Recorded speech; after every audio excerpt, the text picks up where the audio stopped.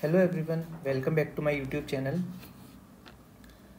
क्या आपने सिलेबस पढ़ा है? जैसे कि मैंने इसका टाइटल दिया हुआ है वीडियो का कि आपने सिलेबस पढ़ा है, तो सबसे पहले हमें ये पता होना चाहिए कि यूपीपीएससी का ऑफिशियल सिलेबस क्या है।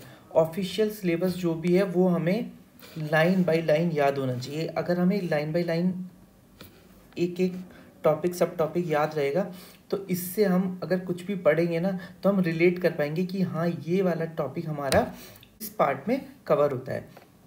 ये बहुत इंपॉर्टेंट हो जाता है क्योंकि हमें कुछ भी इरिलेवेंट चीज़ें नहीं पढ़नी। बहुत सारी ऐसी चीज़ें होती हैं कि इरिलेवेंट चीज़ें हम पढ़ते रहते हैं। पॉलिटी की कोई न्यूज़ आ जाती है, स्पोर्ट्स की कोई न्यूज़ आ जाती है जिसका इतना कोई रिलेवेंस नहीं होता। पर इसके लिए हमें सबसे पहले ये चीज़ पता होनी चाहिए कि हमारा सिलेबस क्या है। तो प्री का तो सिलेबस आपको डायरेक्ट देखने को मिल जाएगा, बट जो मेंस का सिलेबस है वो आपको लेबोरेटली पता होना चाहिए। जैसे कि हम यहाँ पे डिस्कस करते हैं तो मैं हिंदी और इंग्लिश दोनों में डिस्कस करूँगा, और यहाँ पे मैं ऐसा करूँगा कि पहले पेपर 1 का सिलेबस जो भी है वो डिस्कस करेंगे और पेपर 2 का हम डिस्कस करेंगे लेबोरेटली। तो यहाँ पे जो हमारा पेपर 1 है इसमें हमारा अगर हम मोटा मोटा देखते हैं तो क्या है, यहाँ पे हमारा जो भी कला है वो कवर होती है, जो हमारा आधुनिक इतिहास है वो कवर हो जाता है, जो हमारा विश्व का इतिहास है वो कवर हो जाता है, भारतीय समाज सोशलॉजी, भारतीय समाज ये कवर हो जाता है।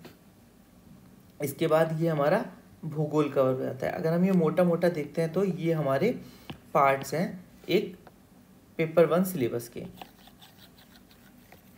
नेक्स्ट थिंग इज, अब इसको सब डिवाइड किया हुआ है। जैसे अगर हम कला की बात करते हैं तो भारतीय संस्कृति के इतिहास में प्राचीन काल से आधुनिक काल तक के कला रूप, साहित्य, वास्तुकला के महत्वपूर्ण पहलू शामिल हैं।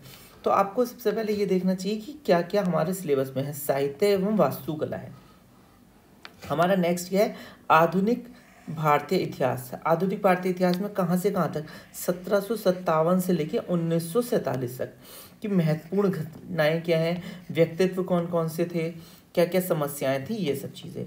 थर्ड हमारा है स्वतंत्रता संग्राम।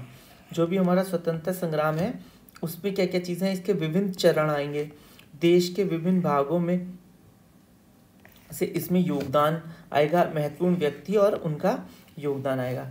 फोर्थ हमारा स्वतंत्रता के पश्चात देश के अंदर जो एकीकरण हुआ है, पुनर्गठन हुआ है, तो वो सब चीज़ें कवर हो जाएंगी। बट कहाँ तक आना है, सिर्फ 1965 तक, उसके बाद का नहीं आएगा। विश्व के इतिहास की अगर हम बात करते हैं तो इसमें 18वीं शताब्दी से चालू होगा ये 20वीं शताब्दी तक। इसकी क्या होगी, घटनाएं, फ्रांसीसी क्रांति 1789, ये देखिए ये चीज़ें ना डायरेक्ट क्वेश्चन आ जाते हैं तो ये हमें यहाँ से देखना है। औद्योगिक क्रांति, विश्व युद्ध, राष्ट्रीय सीमाओं का पुनः सीमांकन, उपनिवेशवाद की समाप्ति, राजनीतिक दर्शन, शास्त्र जैसे साम्यवाद, पूंजीवाद, समाजवाद, नाजीवाद, फासीवाद इत्यादि के रूप में समाज पर उनके प्रभाव। तो हमें ये एक एक सब चीज़ें याद होनी चाहिए और ये सब टॉपिक ये हमें अच्छे से प्रिपेयर करने हैं। अब भारतीय समाज की अगर बात करते हैं तो भारतीय समाज और संस्कृति की मुख्य विशेषताएं, महिला समाज और महिला संगठनों की भूमिका, जनसंख्या, ये देखिए ये सब टॉपिक्स हैं हमारे। संबंध, समस्याएं, गरीबी और विकासात्मक विषय, शहरीकरण, उनकी समस्याएं और समाधान, ये हमारा हो गया ये वाला पार्ट। अब नेक्स्ट है उदारीकरण, निजीकरण, वैश्वीकरण का अभिप्राय और उनका भारतीय समाज के अर्थव्यवस्था, राज्य व्यवस्था और समाज संरचना पर क्या प्रभाव पड़ा है। सामाजिक सशक्तिकरण, सांप्रदायिकता, क्षेत्रवाद और धर्मनिरपेक्षता, ये वाला भी हमारा टॉपिक है। अब हम बात करते हैं ज्योग्राफी की। इसमें क्या है, विश्व के प्रमुख प्राकृतिक संसाधनों का वितरण, जैसे जल हो गया, मिट्टियाँ हो गई, वन, दक्षिण एवं दक्षिण पूर्व एशिया में भारत के विशेष संदर्भ में, जो भी हमारा भारत से रिलेटेड होगा वही होगा, ठीक है। उसके अलावा हमें डायरेक्ट नहीं पढ़ना, जो भी इफेक्ट पड़ेगा हमारे इंडिया से रिलेटेड वो चीज़ें हमें पढ़नी है। भौतिक भूगोल की प्रमुख विशेषताएं क्या क्या हैं, भूकंप है, सुनामी है, ज्वालामुखी क्रियाएं हैं, चक्रवात, समुद्री जल धाराएं, पवन एवं हिम सरिताएं, तो ये सब चीज़ें कवर होंगी। भारत के सामुद्रिक संसाधन व उनकी संभवतः।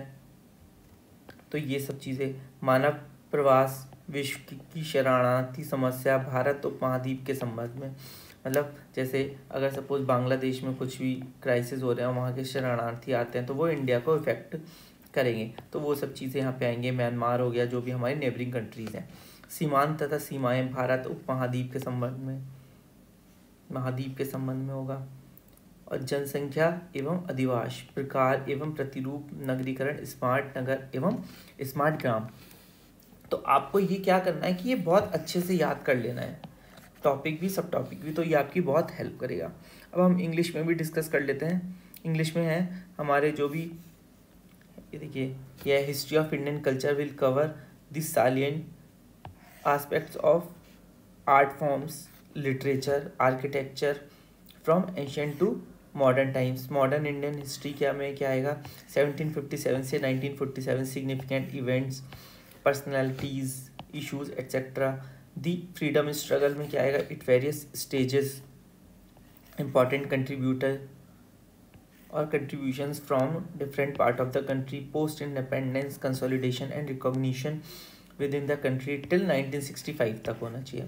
हिस्ट्री ऑफ वर्ल्ड की अगर हम बात करते हैं तो will include the event from 18th century to middle of 20th century, such as French revolution 1789, इसके बीच में जो भी रिवॉल्यूशंस हुई हैं, industrial revolution, world wars, withdraw of nations boundaries, socialism, nazism, fascism etcetera, their forms and affect the society.